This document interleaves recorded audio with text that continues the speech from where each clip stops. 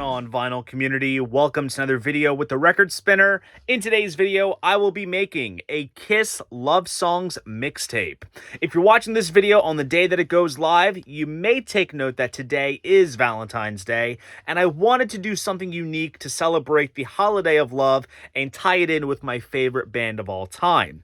So I decided to assemble this mixtape slash playlist, 20 songs total, because I'm thinking in terms of double platinum. You know, 4 sides of vinyl, 5 tracks each, so 20 total, that showcases the tender side of the hottest band in the world. And no, this playlist will not be delegated to just power ballads or softer cuts. There are some rockers on here that embrace the ideology of romance that deviated from the usual praisings of sex and rock and roll. Without further ado, enough of the chit chat, let's jump into what this video is all about. So let's kick this mixtape off with track 1, I Was Made for Lovin' You from Dynasty, an obvious inclusion since the word love is featured in the title. Paul Stanley co-wrote this song with producer Vinnie Poncia and hitmaker Desmond Child in an attempt to capture the vibe of Studio 54 during the time where disco was the dominating genre of the scene, especially with Casablanca being the premier disco label. Despite reservations by other band members, it became a hit, and I think rivals Rock and Roll All Night as being one of their most well-known songs. It's a very fitting track for the star child to have a hand in, and complements his persona well since the track is full of compassion. When it comes to Kiss ballads, one cannot fret but to think of the obvious pick. Track 2, Beth from Destroyer. This track stems from Peter's pre-Kiss band Chelsea and was co-written with Stan Penridge, originally titled Beck. Then Gene suggested it be changed to Beth, and during the making of Destroyer, Bob Ezrin got his hands all over it, reworked the melodies, added an orchestral arrangement, and instead of being the flip side to Detroit Rock City, it became their biggest hit, going as far as to win the award for Favorite Song at the 1977 People's Music Awards. Back in its original form, Peter drew inspiration from his Chelsea bandmate Mike Brand, whose wife would often call during rehearsals and ask when he would be coming home. Peter Criss is getting lots of love on the front end of this mixtape because track 3 is Hard Luck Woman from Rock and Roll Over. This track is the brainchild of Paul Stanley, who wanted to write a sort of Rod Stewart pastiche in the style of Maggie May with the intent of giving it to Rod to sing. Now, since Beth was a hit, they felt that they could replicate some of that success by giving it to Peter to sing, since he does have that sort of whiskey-type voice. Instead of the song embracing love, the protagonist leaves his female companion but assures her that she'll be okay. At least it's a comforting type of ballad. Now we're going to shift gears, ditch the light instrumentation, and push forward with some raucous rock with track 4, Speedin' Back to My Baby from the Ace Frehley solo album. This track works in Ace's love for cars, going as far as to include Ferrari sound effects in the chorus, and a song that's about him and his girl getting into an argument and he's debating on speeding back to her.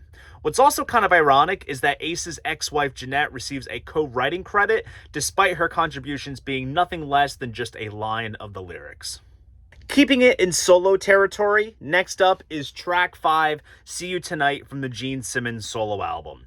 This track dates way before Kiss, as far back as the late 1960s, and really flexes Gene's more melodic tendencies, akin to the songwriting stylings of Lennon and McCartney. It's a simple track about how the protagonist promises he'll see her tonight, and the sorrow that ensues if he can't. It's certainly an out-of-character track for Gene to write pertaining to his demon persona, but it's truly one of the best songs he's ever written. Next, we'll jump back into disco, or as I like to call it, Kisco, territory with track 6, Sure Know Something from Dynasty. From an arrangement standpoint, this is one of Kiss's more sophisticated songs, steering away from their usual upbeat nature and veering into a more minor key. Still has a slight disco tinge and was a top 10 hit in Australia. On this track, the protagonist is overwhelmed and grappling with all kinds of emotion, whether it's loss or confusion, with the woman he lost his virginity to. Kiss sang about sex, but this is one of those cases where the more emotional aspect of the action comes to play. Let's get glammed on track 7, Who Wants to Be Lonely from Asylum. On this track, Paul sings to a female companion he's trying to win over and score, and while he tries to do so, he poses to her the question, Who Wants to Be Lonely. It's interesting how even out of the makeup at this point, Paul still lives up to his persona by having heartfuls of passion. Let's embrace the 80s. Furthermore, on track 8, Reason to Live from Crazy Nights.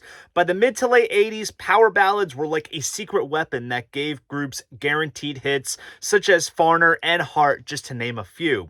Now, since Kiss were keen to follow trends in the 1980s, they threw their hat in the ring, and it's very much a product of its time. It didn't do much in the States, but it was a top 40 hit in the UK. The lyrics briefly touch on the subject of heartbreak, but it's a very uplifting track about self-sufficiency and coming out on top after bad experiences. A very uplifting song indeed. Alright, if you want sappy, you got it here with track 9. Hold Me, Touch Me, Think of Me When We're Apart from the Paul Stanley solo album.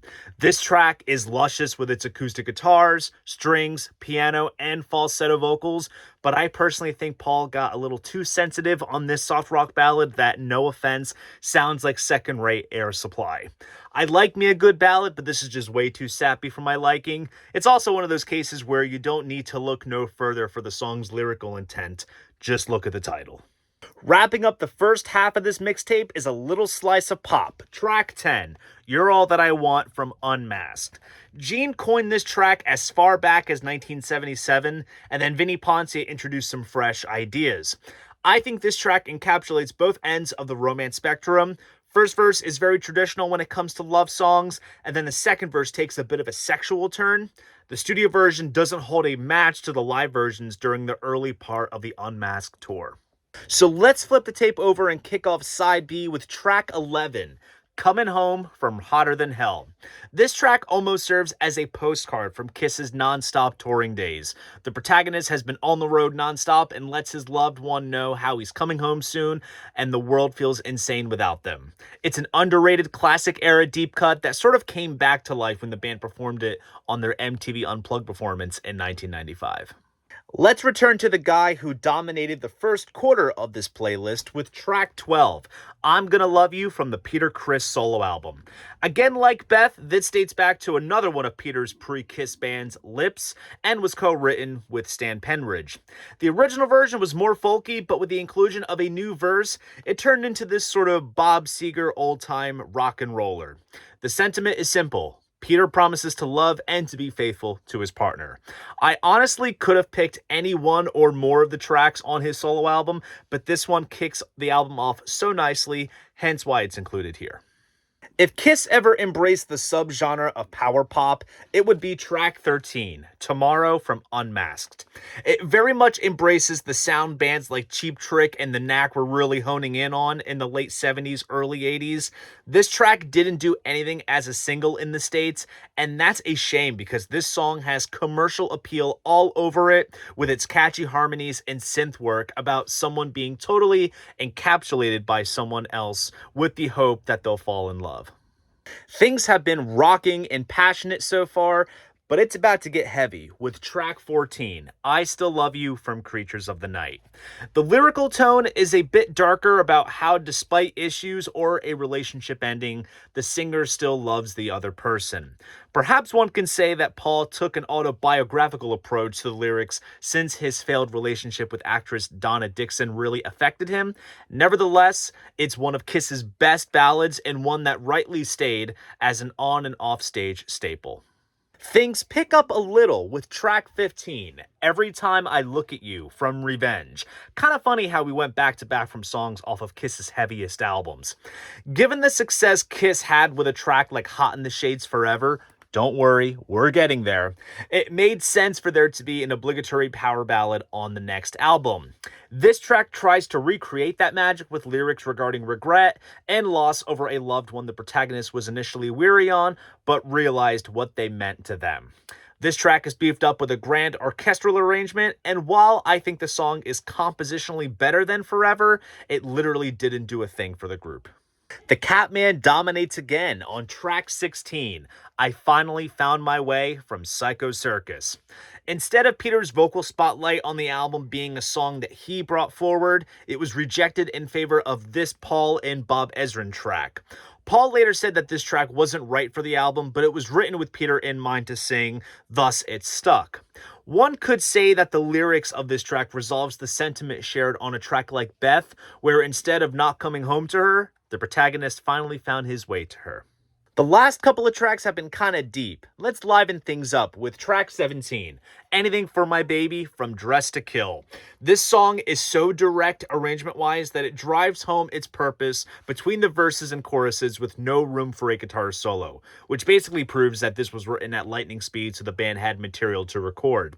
The meaning behind the lyrics are simple. He would steal, wheel, deal anything for his baby, who he can't do anything without. We're going back to back with rockers, coincidentally from the same album, because we have here track 18, Lover All I Can from Dress to Kill.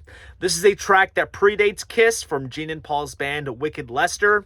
Compositionally, the opening lick is influenced by The Who's I Can't Explain, and the main riff is based on the Naz's Open Your Eyes.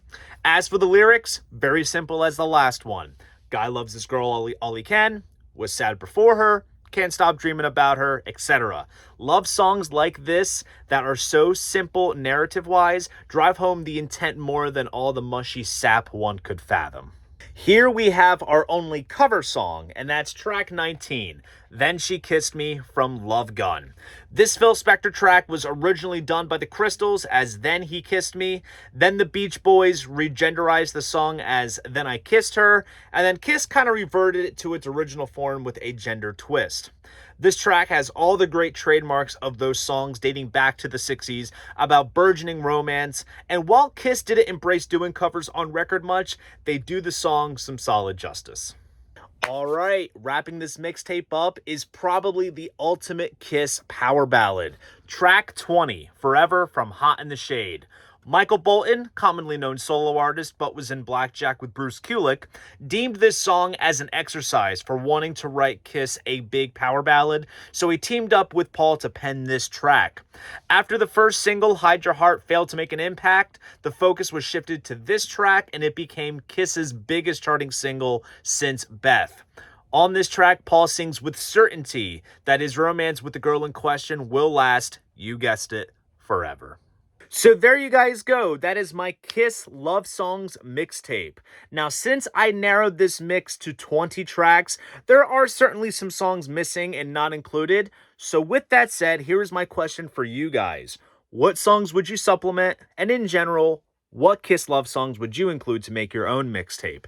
Happy Valentine's Day to you all, and I hope you cuddle up close with your loved one to these songs. And if you plan on doing so, I'll provide an Apple Music playlist in the description box for you to stream and check out.